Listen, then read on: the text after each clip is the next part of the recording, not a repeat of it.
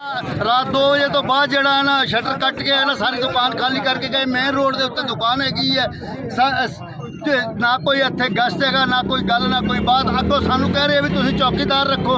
4 घंटे बाद पुलिस आई है, फोन करने तो बाद कोई गल हैगी ना कोई कानून ते ना कोई आन ते अमल दरामद किसी चीज़ से अमल दरामद किसी चीज़ का कोई रखवाला कोई नहीं। पुलिस नूं तनख्वाह किस वास्ते दी साढ़े टैक्स तो दी जा रही है ना, असीं टैक्स गवर्नमेंट नूं दिंदे ना। वज़ीर आज़म अस्सलाम वालेकुम।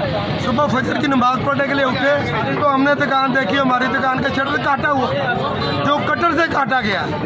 कटर से काटने के बाद हमने 6:15 पे कॉल किया 15, लेकिन 7:50 35 मिनट तक कोई गाड़ी नहीं आई।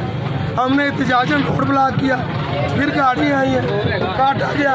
और जो गिरोह है वो इतना मुनज़्ज़म है कि उनके अराउंड के कैमरे भी है ना वो जैमर से जैम किए हुए हैं, उनकी वीडियो नहीं है।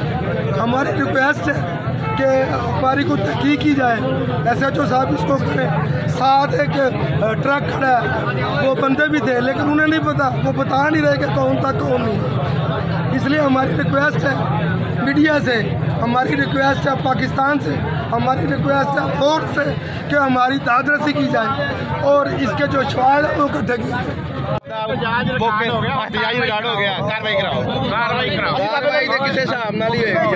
मीडिया किसके खिलाफ करिए, वो कहते चौकीदार रखा किसके खिलाफ करिए, सारे पुलिस का की फोर्स है। चलो कम बेटा चोरी हो गया छोड़ो, असि FIR नहीं कटवाना, असि मीडिया मीडिया नाल खड़ा, असि कार्रवाई सारी दुनिया थोड़े नाल खड़ी।